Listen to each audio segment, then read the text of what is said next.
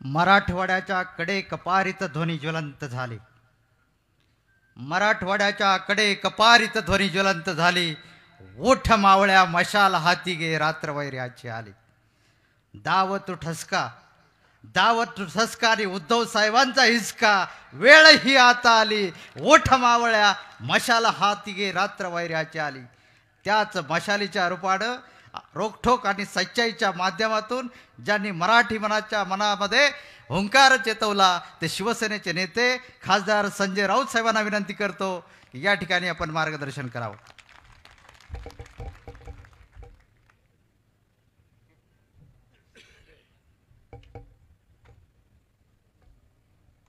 शिवसेनेचे आदरणीय पक्षप्रमुख उद्धवजी ठाकरे, व्यासपीठावरील सर्व शिवसेनेचे मान्यवर नेते, पदाधिकारी आणि कळमनुरीत जमलेले हे सगळे निष्ठावंत शिवसैनिक बंधू भगिनींनो, फारच शांतता आहे सभेमध्ये आज. पण मगाशी जेव्हा अंबादास दानवे यांनी श्रीदेवी आणि काय माधुरी तारा विरोधी पक्षनेत्याचा अभ्यास कसा असावा, महाराष्ट्रातल्या आपल्या विधिमंडळातल्या विरोधी पक्षनेत्याचा अभ्यास हा तळागाळात किती दांडगा असतो, विशेषतः गद्दारांच्या बाबतीत ते किती खोलवर अभ्यास करतायत हे तुम्ही पाहिलं असेल. आमदाराची कुंडली आपण मांडली. हे आमदार म्हणजे काय, त्यांचं नाव काही असेल म्हणजे भंगारच आहेत. नाव बदलायला पाहिजे, भंगार गेला पाहिजे. मला आठवतंय इकडला शिवसैनिक किंवा या शहरातली जनता किती निष्ठावंत आहे आणि गदाराच्या मिशा कशा काय हसते का ती हसली काय. उद्धव साहेबांना आठवत असेल की पक्ष सोडल्यापासून त्याला इकडला शिवसैनिक दणकेच देत आलेला आहे. इकडल्या बाजार समितीच्या निवडणुकीत जर मी हारलो तर मिशा कापून फिरेन. आता शिवसैनिकांनी मिशा कापल्या तर हा नकली मिशा लावून फिरतोय का? बाजार समितीच्या निवडणुकीत मिशीवर निभावलं, उद्या विधानसभेच्या निवडणुकीत काय कापणार?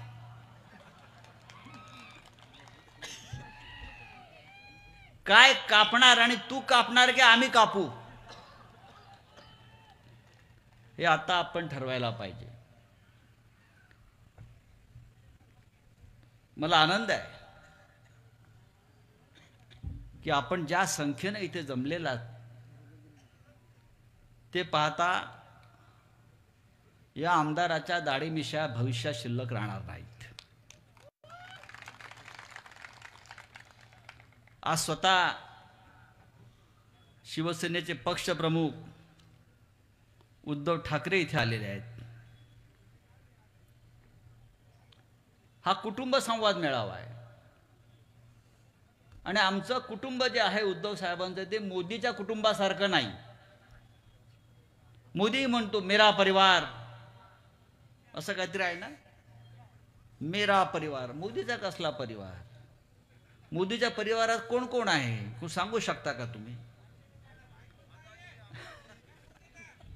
परिवारात धर्मपत्नी असावी लागते, मुलं बाळा असावी लागतात. हे महाशय फोटो काढताना कोणी मध्ये आला तरी त्याला ढकलतात, हा त्याचा परिवार. हार घालताना कोणी मध्ये आला तरी तो किती मोठा माणूस असेल तरी त्याला बाजूला करतात.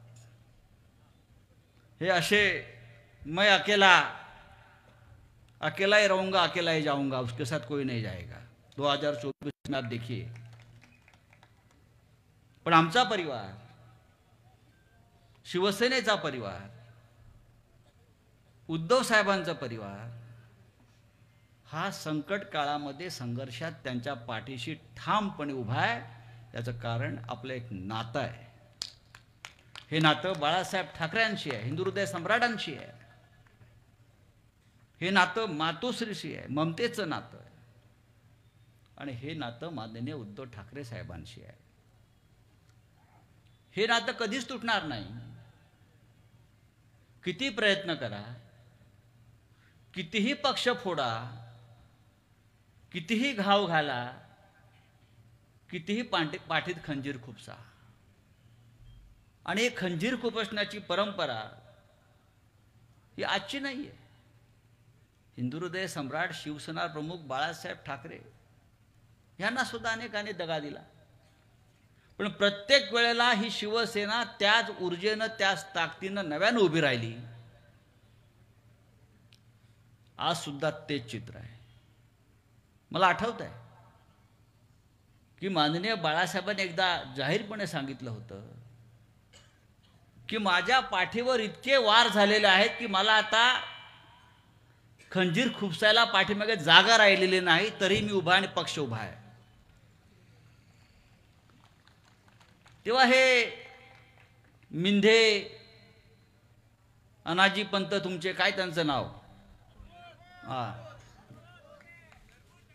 ते आमचा पक्ष काय फोडतायत. या महाराष्ट्राला फार मोठी परंपरा आहे मुख्यमंत्र्यांची, राज्यकर्त्यांची, ज्याने या महाराष्ट्र घडवला.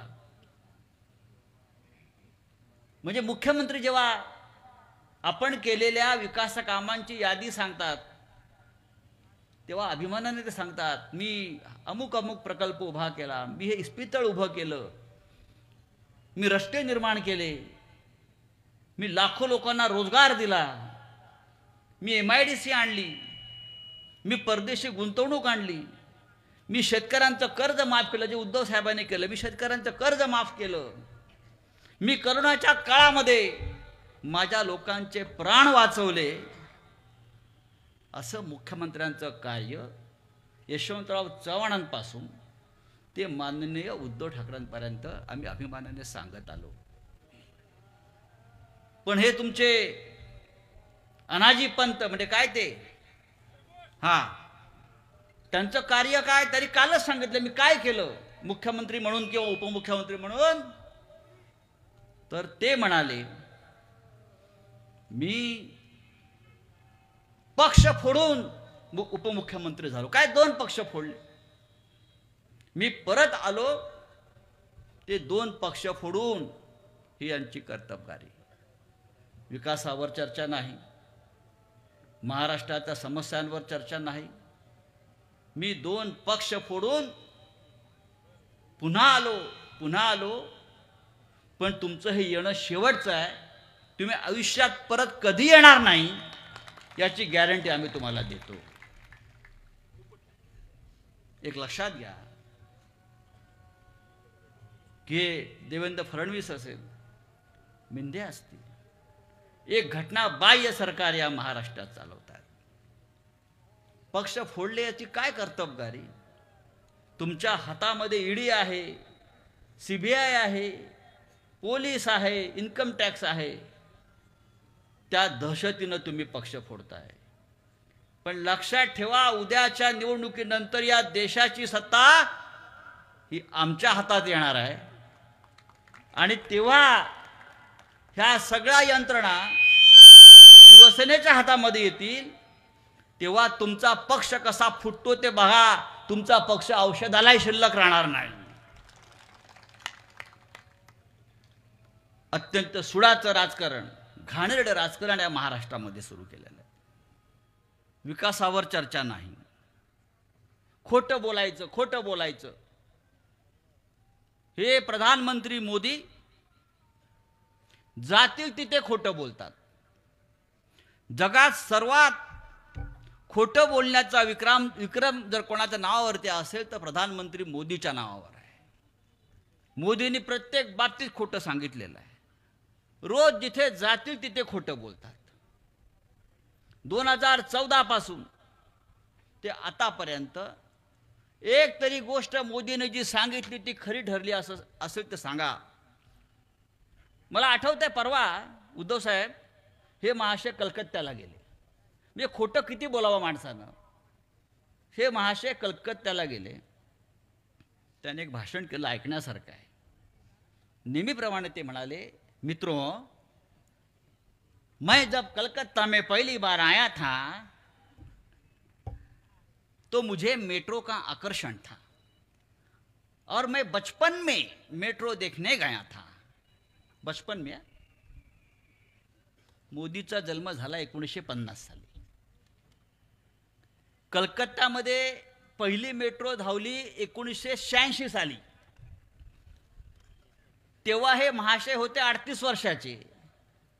आता हा 38 वर्षाचा माणूस मैं छोटा था सांगते. असे हे नरेंद्र मोदी. बचपन में चाय बेचा था वडोदरा के स्टेशन पे. मोदीचा जन्म झाला 1950 साली. त्या स्टेशनला पहिली ट्रेन धावली 1971 साली. तेव्हा तिथे ट्रेन थांबत नव्हती, प्लॅटफॉर्म नव्हता. तो झाला प्लॅटफॉर्म 1978 साली. और मोदी बचपन में वहां चाय बेचता था. हा, ते आता ही स्टेशनं शोधली पाहिजेत, मोदीचं वय शोधलं पाहिजे. अशा तऱ्हेने या महाराष्ट्राला, या देशाला खोटं बोलून गुंडाळण्याचा प्रकार सुरू आहे. लुटमार सुरू आहे, दरोडेखोरी सुरू आहे. पक्ष फोडणं ही त्यांची कर्तव्य आहे. का तर विकासासाठी. मला आश्चर्य वाटते, इतका मोठा आंतरराष्ट्रीय पक्ष ज्यांच्या बँकेमध्ये दरोडे टाकून 8,000 कोटी रुपये जमा झालेले आहेत, त्यांना देशाचा आणि महाराष्ट्राचा विकास करता येत नाही. आणि विकास करण्यासाठी पक्ष फोडावे लागतात. आधी विकासासाठी त्यांनी आमच्या 40 लोकांना फोडलं. मिंदे. मला एक चांगली कविता त्या दिवशी मी भोरच्या सभेत ऐकवली. विकास विकास कसा असतो. नागपुरी थकला म्हणून ठाण्याचा केला. नागपुरी थकला म्हणून ठाण्याचा केला. त्याच्याकडून जमेना म्हणून बारामतीचा बघितला.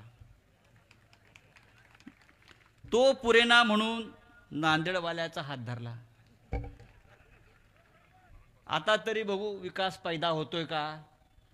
म्हणजे ग्रामीण भागात एक पद्धत असते, बाबा मूल झालं नाही तर दुसरा विवाह करतो माणूस पत्नीच्या संमतीनं, असं म्हणतात. मला माहित नाही. पण इथे भारतीय जनता पक्षाला विकासासाठी 3-3 नवरे करावे लागले. दुसऱ्या पक्षातले 3-3 नवरे करून सुद्धा या महाराष्ट्राचा विकास झालेला नाही. पण आमचे उद्धव साहेब होते, 2.5 वर्ष राज्याचे मुख्यमंत्री होते. 2.5 वर्षाचा कालखंड आपण पहा. त्यांच्यावरती आरोप काय करतात. उद्धव साहेब मुख्यमंत्री म्हणून घरी बसून होते. अरे तो कोरोनाचा काळ होता, लोकांना घराबाहेर पडायचं नव्हतं. पण घरी बसून या मुख्यमंत्र्याने महाराष्ट्राच्या 11.5 कोटी जनतेचे प्राण वाचवले. आणि म्हणून त्यांना आपण म्हणतो आपले कुटुंब प्रमुख. एक हिंदू हृदय सम्राट शिवसेना प्रमुख आणि दुसरे त्यांचे सुपुत्र या महाराष्ट्राचे, या शिवसेनेचे, आपल्या सगळ्यांचे कुटुंब प्रमुख. कोणी मोदीला म्हणलं का कुटुंब प्रमुख. कोणी त्या फडणवीसना म्हणलं कुटुंब प्रमुख. कोणी त्या मिंदेला म्हणलं कुटुंब प्रमुख. कोणी त्या बारामतीच्या दादाला म्हणलं कुटुंब प्रमुख. आपण उद्धव साहेबांना कुटुंब प्रमुख म्हणतो कारण संपूर्ण देशात त्या काळामध्ये प्रेतांचा खच पडला होता. प्रेत गंगेत वाहून जात होती, बेवारस प्रेत टाकली जात होती. त्यावेळेला हा आपला नेता, हे माझं कुटुंब आहे महाराष्ट्र. त्या प्रत्येकाच्या घरामध्ये मला औषध मिळते का, त्यांची काळजी घेण्यासाठी आपल्या आपल्या घरी बसून फिरून सातत्यानं काळजी घेत होते. आणि अशा व्यक्तीला मुख्यमंत्री पदावरून हटवून या भारतीय जनता पक्षाच्या लोकांनी जे पाप केलेलं आहे, जी बेईमानी केलेली आहे, त्या बेईमानीला क्षमा नाही. उद्या कोणतीही निवडणूक येऊ द्या, लोकसभा येऊ द्या, विधानसभा येऊ द्या, या गद्दारीला गाडायचं या विचारानं आपण काम केलं पाहिजे. आणि मला खात्री आहे हिंगोलीची जनता, या शहरातली जनता लोकसभा आणि विधानसभेसाठी पुन्हा एकदा आपल्या शिवसेनेचा भगवा डौलानं, विजयाचा भगवा डौलानं फडकवल्याशिवाय राहणार नाही याची मला खात्री आहे, याचा मला विश्वास आहे. आणि आपण ते कराल. जय हिंद, जय महाराष्ट्र. हॅलो, साहेबांचं स्वागत या ठिकाणी होते आहे. तद्वतच सर्व शिवसैनिकांच्या वतीनं, सर्व विंगच्या वतीनं या ठिकाणी साहेबांचा यथोचित सन्मान होतो आहे. साहेबांना विनंती आहे, सन्माननीय उद्धव बाळासाहेब ठाकरे पक्षप्रमुख शिवसेना, कृपया आपणास विनंती आहे की आपण स्वागताचा स्वीकार करायचा आहे, अशी आपणास विनंती आहे. सर्व शिवसेनेचे पदाधिकारी गोपूभाऊ पाटील, बाळासाहेबजी मगर, अब्दुल्ला पठाण साहेब, कैलासदादा खिल्लारे, संदेशभाऊ देशमुख, विनायकराव भिसे पाटील, विठ्ठलराव चौतमल पाटील, आनंदराव जगताप, सखारामजी उबाळे,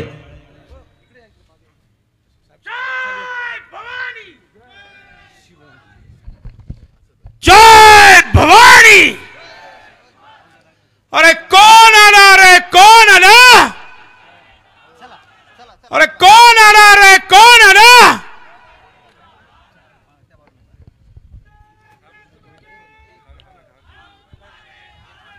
उद्धव साहब तुम आगे बढ़ो, हम तुम्हारे साथ हैं. छत्रपती शिवाजी महाराज की. सर्वांनी हात उंचावून पुन्हा एकदा सगळ्यांनी त्याच्यामध्ये सहभाग नोंदवायचा आहे. छत्रपती शिवाजी महाराज की जय भवानी. सन्माननीय उद्धव साहेब.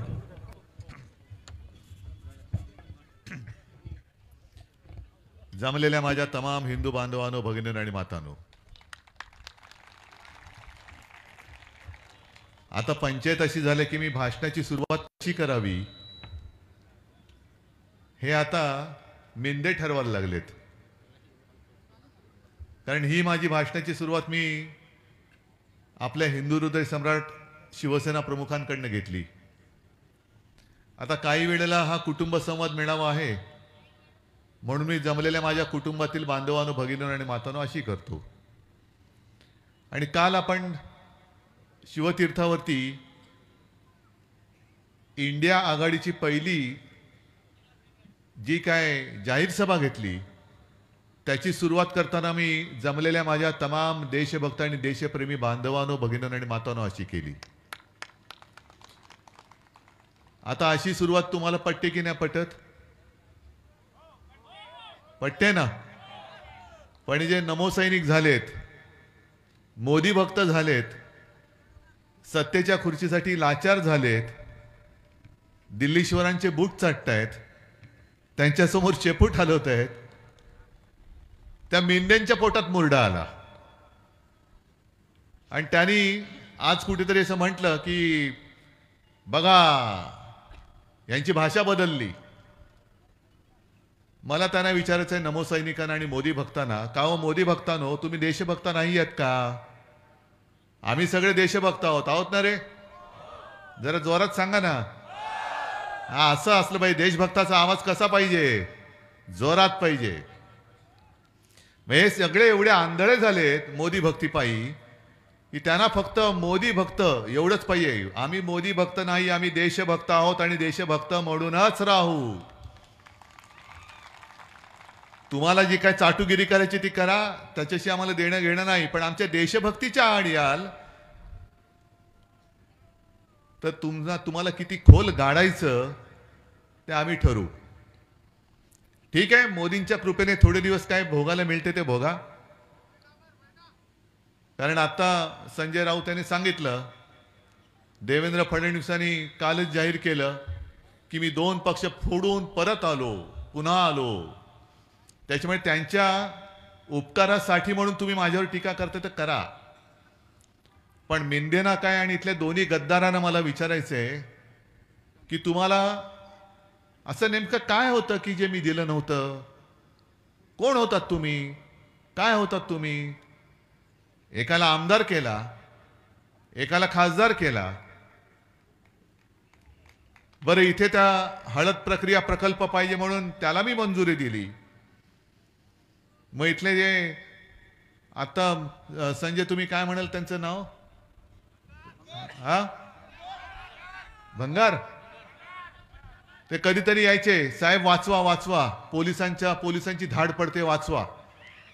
आता मला काय वाटायचं की आपलं शिवसैनिक आहे, कुठल्या तरी आंदोलनातली काहीतरी केस असेल, काहीतरी एक शौर्याचं काम केलं असेल आणि पोलिसांनी आपलं बाबा पोलिसांच्या लेखी काय कायदा मोडला म्हणजे गुन्हा, मी त्याला वाचवायचो.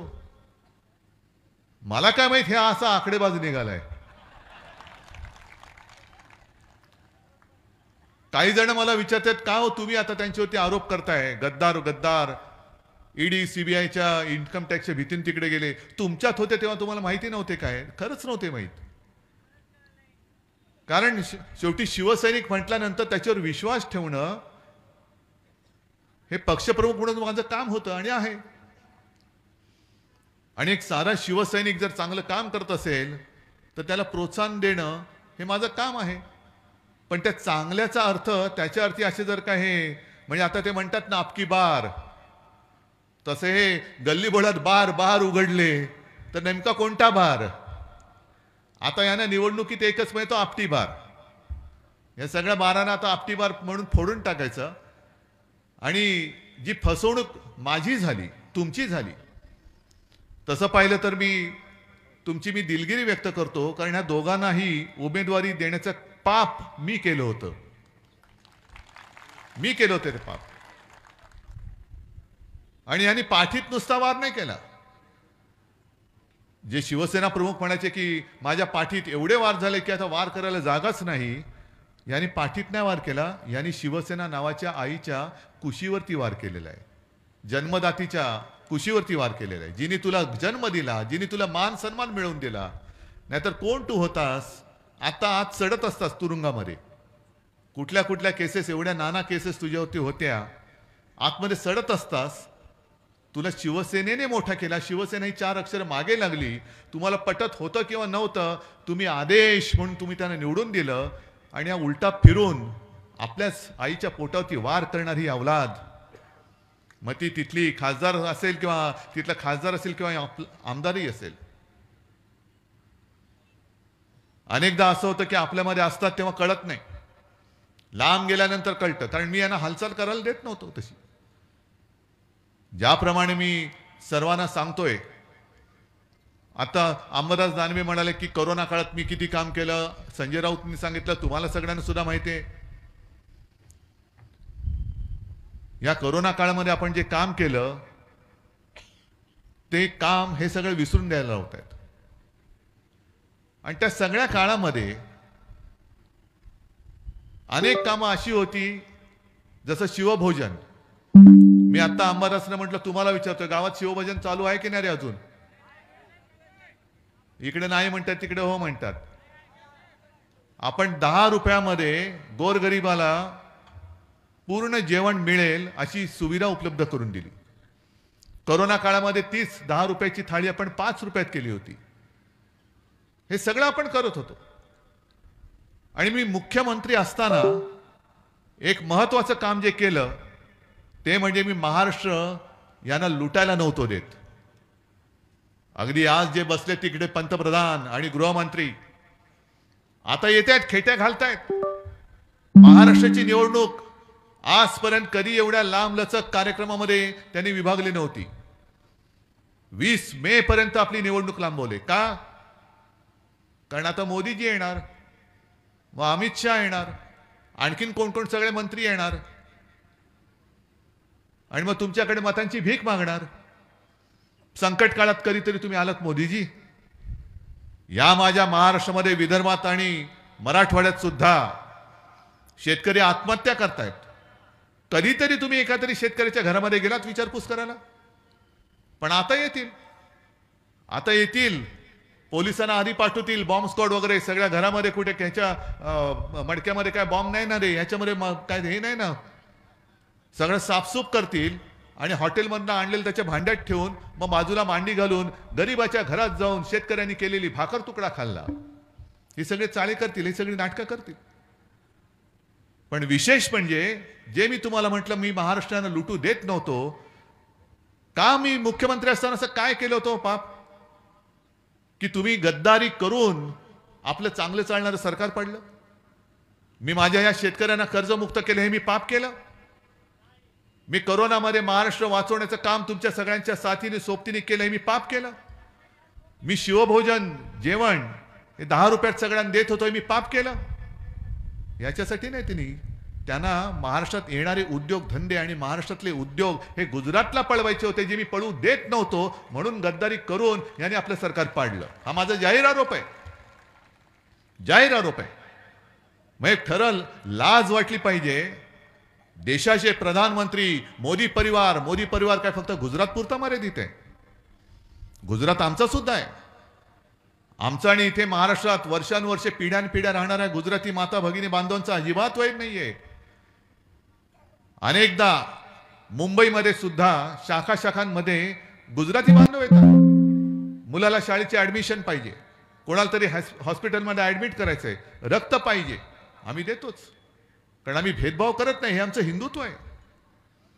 पण तुम्ही जणू काय फक्त गुजरातचे पंतप्रधान आहात आणि जे काय आहे ते गुजरातमध्येच न्यायला पाहिजे अशा पद्धतीने जे वागता आहात. काय माझ्या शेतकऱ्यांनी काय तुमचं घोडं मारले? अलीकडच्या काळामध्ये सुद्धा तुम्ही वाचत असाल किंवा टीव्हीवर पाहत असाल, 3 उद्योग सेमीकंडक्टर म्हणजे काय ती चिप बनवण्याचा, 1,00,000-1.5 लाख प्रत्यक्ष आणि अप्रत्यक्ष रोजगार त्यातून मिळणार. त्या 3 पैकी 2 उद्योग प्रधानमंत्री महोदयांनी गुजरातमध्ये नेले. गुजरात, एक आसाममध्ये. काय महाराष्ट्राने काय असा गुन्हा केला? महाराष्ट्रामधला हिरे व्यापार तुम्ही गुजरातला घेऊन गेलात. फिल्मफेअर अवॉर्डचं ते फंक्शन तुम्ही गुजरातमध्ये घेऊन गेलात. क्रिकेटची फायनलची मॅच ते सुद्धा गुजरातमध्ये घेऊन गेले. आता अनेक जण म्हणतात, माझा काय त्याच्यावरती विश्वास नाही म्हणा, तुमचा आहे काय कल्पना नाही, की ती मॅच जर का मुंबईत झाली असती तर आपण जिंकलो असतो, असं काही जणांचं म्हणणं आहे बाबा.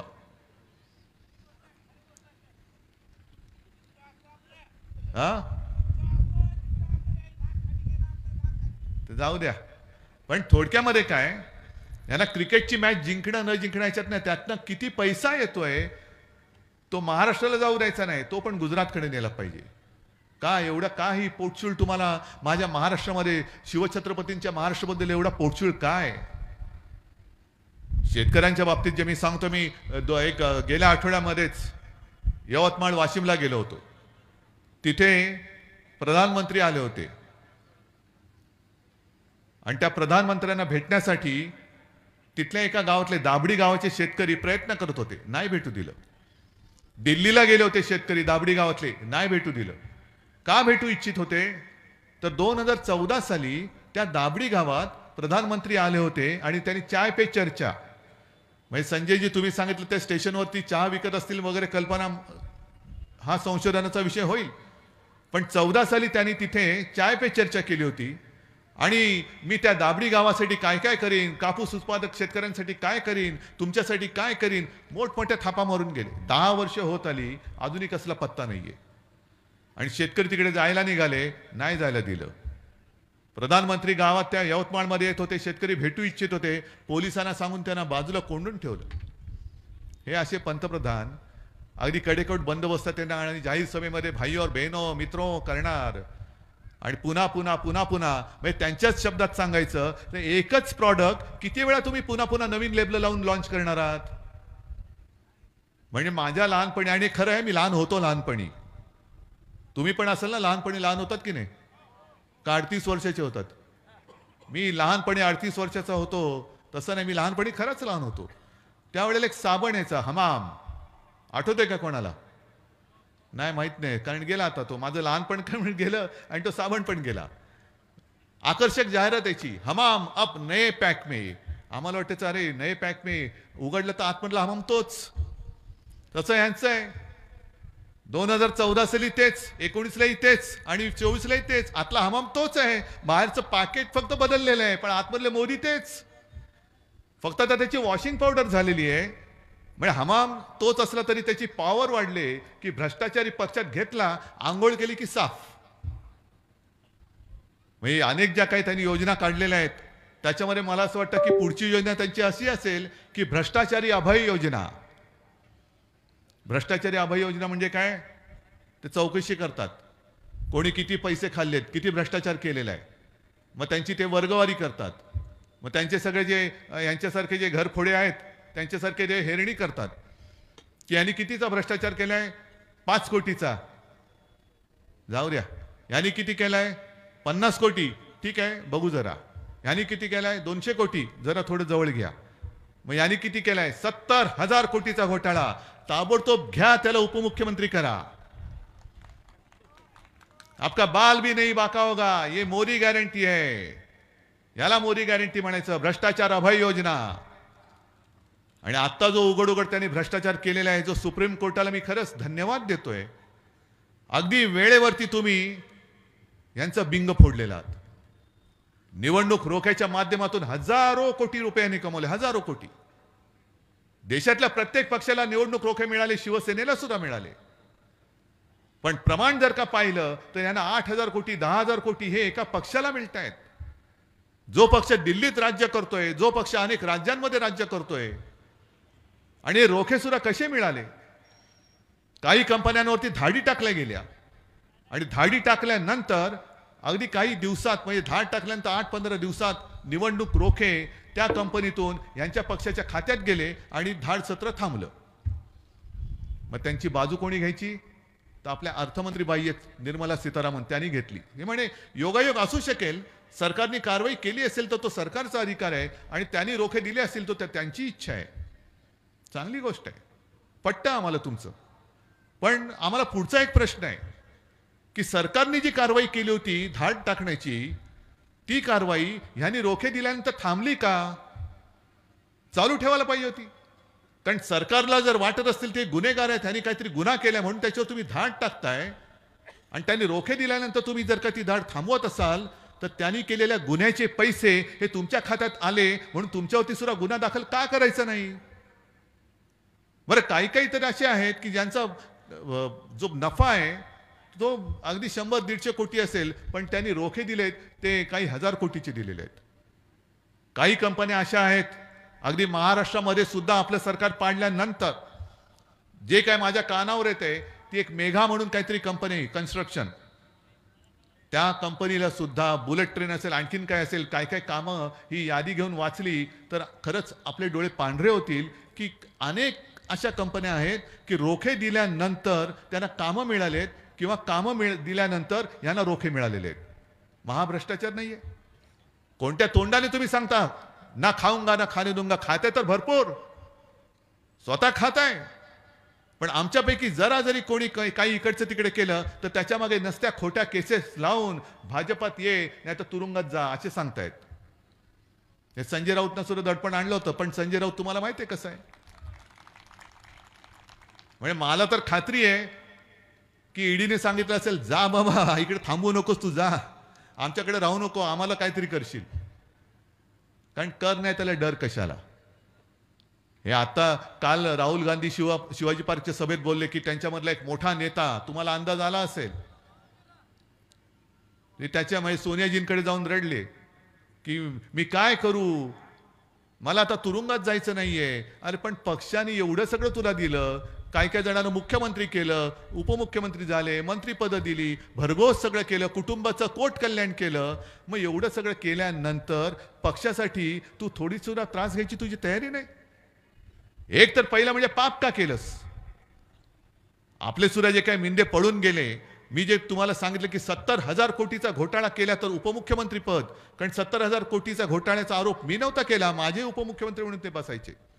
आरोप मोदीजी तुम्ही केलात, आरोप देवेंद्र फडणवीसजी तुम्ही केला होता. आणि तुम्ही सांगितलं होतं की तुमचं सरकार आल्यानंतर अजित दादा चक्की पिसिंग पिसिंग पिसिंग. मग आता हे काय तुमचं पिसिंगला शब्द दुसरं काय?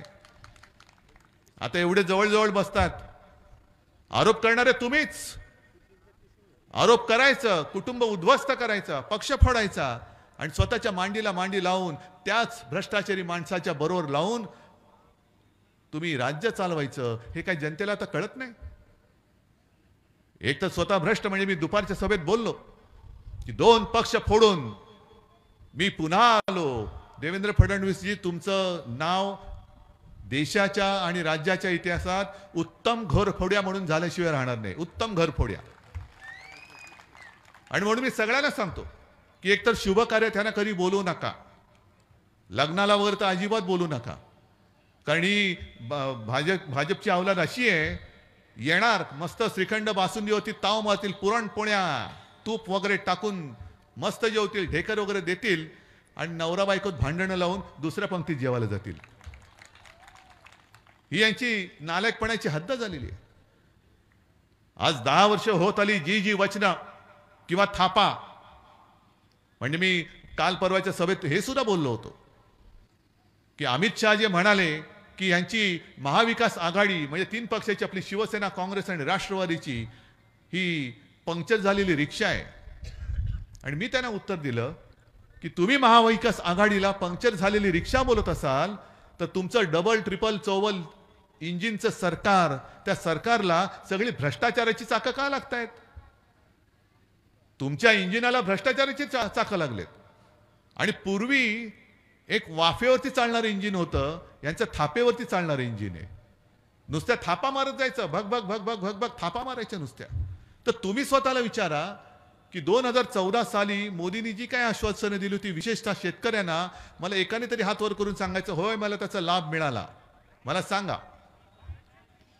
म्हणजे हे जे वचन त्यांनी दिलं होतं स्वामीनाथन अहवालाच्या शिफारशीप्रमाणे की जो शेतकरी कोणतं पीक पिकवत असेल, सोयाबीन असेल, कापूस असेल, धान असेल, आणखीन काही असेल, त्याचा उत्पन्न खर्च जो काही येतो त्याच्यामध्ये 50% रक्कम अधिक टाकून जी रक्कम येईल ती त्याला आम्ही हमीभाव म्हणून देऊ. हे त्यांनी दिलं होतं की नव्हतं वचन?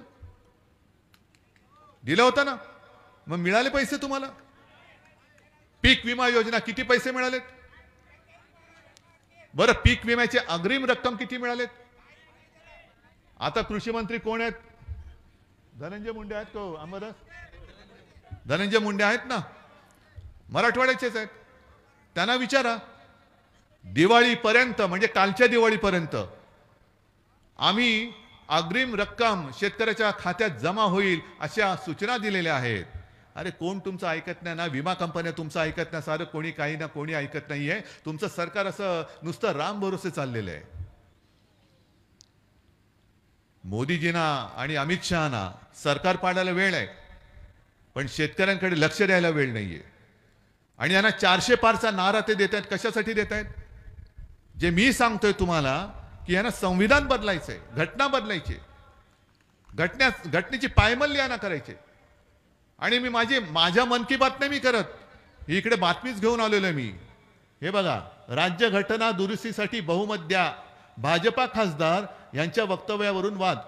हे अनंतकुमार हेगडे म्हणून त्यांचे मला वाटतं केंद्रातले मंत्री किंवा माजी मंत्री आहेत, त्यांनी सांगितलेली ही बातमी आहे. कशाला पाहिजे 400 पार? कारण त्यांना माहिती आहे की ठराविक एक संख्या लागते, ती त्या संख्येशिवाय घटना बदलता येत नाही.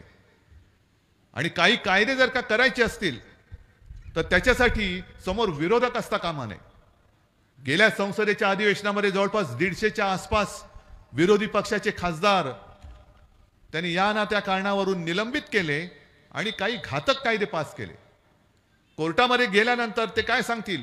त्यांना प्रश्न विचारल्यानंतर काय सांगतील? आम्ही लोकसभेत मंजूर केलाय, संसदेत मंजूर केलाय. अरे पण संसदेत मंजूर करताना विरोधी पक्ष कुठे होता?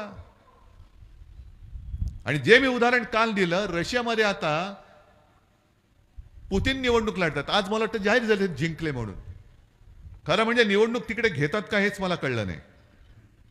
कारण पुतीन निवडणूक लढताना विरोधी पक्ष कोण होते? कोणीच नाही. कारण पुतीनच्या समोर कोणाला काही बोलण्याची हिंमतच होत नाही. कारण जो बोलेल तो तुरुंगामध्ये. म्हणजे पुतीनच्या विरोधात जेवढे विरोधी पक्ष आहेत त्यातले अर्ध्याहून अधिक हे तुरुंगामध्ये आहेत, काही जणांना मारलेलं आहे आणि बाकीचे सगळे देशाबाहेर तडीपार करून टाकलेले आहेत. आता लढा. ही अशी परिस्थिती आपल्या देशाची होईल. आज आपण बोलू शकतो, आपण बोलतो आहोत आणि 2024 हे क्रांतीचं वर्ष आहे. या वेळेला जर का आपण चुकलो आणि त्यांच्या भूलथापामध्ये जसं 10 वर्ष आपण भुललो, आम्ही भुललो होतो, मी सुद्धा भुललो होतो. आता त्यांचे खायचे दात जे बाहेर आलेत, ज्यांना मी संपूर्ण म्हणजे माझ्या बांधवांना देशभक्त म्हटल्यानंतर तळपायच्या मस्तकात जाते, उद्या माझ्या देशाचं नाव बदललं तर तुम्ही काय करणार आहात? एवढ्या पाचवी बहुमताच्या जोरावरती त्यांनी देशाचंच नाव बदलून स्वतःच्या नावावर नाव ठेवलं. जसं ज्या स्टेडियममध्ये क्रिकेटची फायनल झाली त्या स्टेडियमचं नाव होतं वल्लभभाई सरदार वल्लभभाई पटेल स्टेडियम. त्याचं नाव बदलून त्यांनी स्वतःचं ठेवलं ना. पण ते बदलायला काही घटना बदलायची गरज नाही. डॉक्टर बाबासाहेब आंबेडकरांनी लिहिलेली घटना सुद्धा यांना बदलून टाकायची आहे.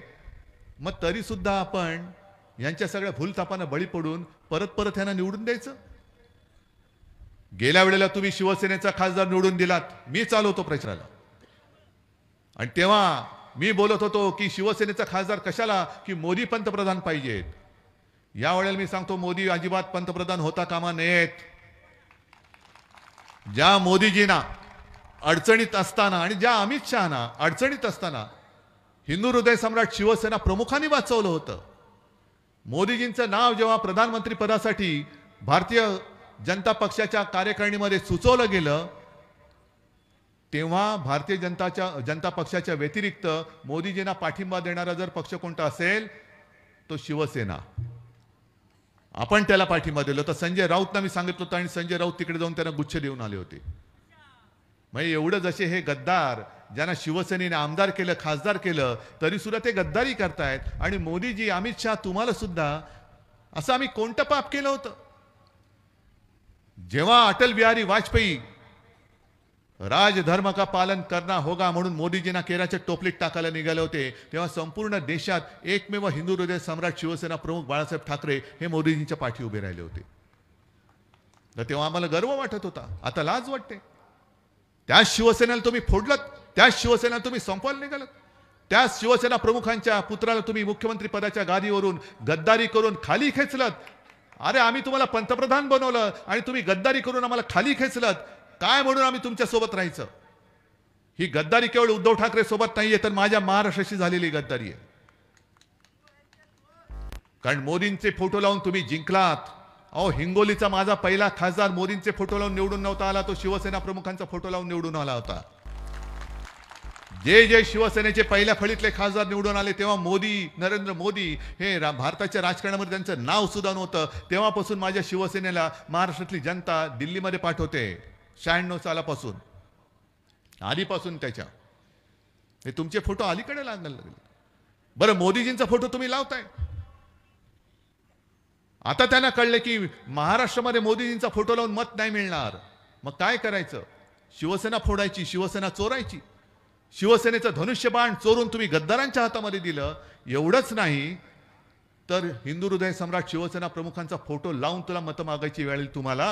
ही तुमची अवदासा तुम्हाला सुचली म्हणून तुमची दशा झालेली आहे. जर 2019 साली मी काय मागितलं होतं? मी माझ्या वडिलांना, हिंदू हृदय सम्राटांना वचन दिलं होतं, एक मुलगा म्हणून, पुत्र म्हणून, की मी आपला शिवसैनिक मुख्यमंत्री करून दाखवेन. आणि ते वचन माझं अजूनही अपूर्ण आहे. मी शिवसैनिक आहेच, पण मी मुख्यमंत्री होऊन दाखवेन नव्हतो बोललो, शिवसैनिक मुख्यमंत्री करून दाखवेन बोललो होतो. आणि अमित शहा घरी आले होते. आज तुम्ही म्हणताय की एक घराणं पक्ष चालवतंय, मग तेव्हाही एकच घराणं पक्ष चालवत होता, आजही चालवतंय. आणि जनतेच्या मनात असेल तो उद्याही एकच घराणं पक्ष चालवेल. तेव्हा अमित शहा जे शिवसेना प्रमुखांच्या फोटोसमोर लोटांगण घालत होते, तेव्हा अमित शहाना माहिती नव्हतं की त्यांचाच मुलगा पक्ष चालवतोय. तेव्हा तुम्ही दिलेलं वचन 2.5 वर्षाचं मुख्यमंत्रीपद, आणि मी तुळजाभवानीची शपथ घेऊन बोललेलो आहे. मी माझ्या आई वडिलांची शपथ घेऊन बोलतोय, छत्रपती शिवाजी महाराजांची शपथ घेऊन बोलतोय.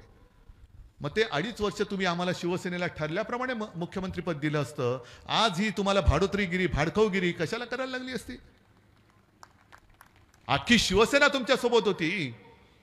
मग तुम्हाला जर का अशीच जर का कपाळ करंटे तुम्ही निघालात, अख्खी शिवसेना बरोबर आहे, नाही आम्हाला फक्त चोरच पाहिजेत, त्यातले गद्दारच पाहिजेत, घ्या आणि भोगा, आता तुमचं काय होईल ते तुम्ही बघा. कारण जे शिवसेना प्रमुखांनी आम्हाला शिकवले, जे आपल्या कर्माने मारणार आहेत त्यांना धर्माने मारायचं नाही. आपल्या कर्माची फळं जो तो भोगेल. आणि ही लढाई ही केवळ मला मुख्यमंत्री पदावरून खाली घेतलं सोडून द्या, माझ्या स्वप्नातही कधी मुख्यमंत्री पद नव्हतं. पण ज्या शिवसेनेने तुम्हाला वाचवलं, ज्या शिवसेनेने तुम्हाला मोठं केलं, ती शिवसेना तुम्ही संपवायला निघालात. आता तुम्हाला आम्ही संपवल्याशिवाय थांबत नाही. आता महाराष्ट्रामध्ये भाजपला आपल्याला संपवावाच लागेल. एक सुद्धा मत या गद्दारांना पडता कामा नये. गद्दार म्हणजे हेच केवळ नाहीत, तर अगदी भाजपा सुद्धा हा सुद्धा गद्दारच आहे. कारण जे फडणवीसांनी सांगितले 2 पक्ष आम्ही फोडले, याच्याहून जास्त मोठा पुरावा काय पाहिजे तुम्हाला? जे आपले मिंदे म्हणतात उद्धव ठाकरेंनी बाळासाहेबांचे विचार सोडले, यांनी हिंदुत्व सोडलं म्हणून आम्ही तिकडे गेलो, हे साफ झोट. हे देवेंद्र फडणवीसांनी सांगितलं. म्हणून देवेंद्र फडणवीसांचे मी जाहीर आभार मानतो की तुम्ही यांचं भांड फोडलत. कदाचित आता तुम्हाला त्यांचं ओझं जास्त झालं असेल, कारण भाजपच्या खांद्यावर गद्दारांचे ओझे असं झालं असेल तर मला माहिती नाहीये. पण सरळ सरळ पक्ष फोडताय आणि तुम्ही आम्हाला हिंदुत्व शिकवताय. असं काय आम्ही हिंदुत्व सोडलं? तुम्हाला वाटतं मी हिंदुत्व सोडलं? हिंदुत्व सोडलेलं नाही तरी देखील आज माझ्यासोबत मुस्लिम बांधव का आलेत? आलेत ना? का आलेत? याचं कारण त्यांना सुद्धा कळलं की खरं आणि खोट्यातला फरक कळलेला आहे. विश्वास ज्याच्यावर ठेवू शकतो आणि विश्वासघात कोण करू शकतो यातला फरक त्यांना कळलेला आहे. आणि आमचं जे हिंदुत्व आहे, मी प्रत्येक सभेत सांगतो की आमचं हिंदुत्व हे घरातली चूल पेटवणार आहे आणि भाजपचं हिंदुत्व हे घर पेटवणार आहे. बघा तुम्हाला कोणतं हिंदुत्व पटते. आणि ही अशी लढाई जी आहे ही लोकशाहीची लढाई आहे, ही जनतेची लढाई आहे, ही आपल्या भारत मातेची ही लढाई आहे. नुसतं भारत माता की जय जे बोलतायत ती लोक, भाडखाऊ जनता पक्ष, भाडोत्री जनता पक्ष, त्यांना भारत माता की जय बोलण्याचा अधिकार नाहीये. कारण एक तर त्यांचा स्वातंत्र्य लढ्यामध्ये एक कणभर सुद्धा सहभाग नव्हता. ना देशाच्या स्वातंत्र्य लढ्यामध्ये होता, ना मराठवाडा मुक्ती संग्रामात होता, ना संयुक्त महाराष्ट्राच्या लढ्यामध्ये होता. कुठेही लढ्यामध्ये हे कधीच सामील झाले नव्हते. स्वातंत्र्यानंतर काही काळ तर ते त्यांच्या कार्यालयावरती आपला तिरंगा सुद्धा फडकत नव्हते. आता यांना देशप्रेमाचं भरता आलेलं आहे आणि आता यांना देशाचं स्वातंत्र्य गिळायचंय. स्वातंत्र्य लढ्यात कधी नव्हते, पण स्वातंत्र्य गिळून तुम्हाला आम्हाला सगळ्यांना गुलाम म्हणून ठेवायचंय. ही गुलामाची हे वारसदार नाही, ते मर्दाचे वारसदार आहे. अरे जो मराठवाडा तेव्हा त्या रजाकाराशी लढला तो तुमच्या हुकुमशाहीला दाद देईल?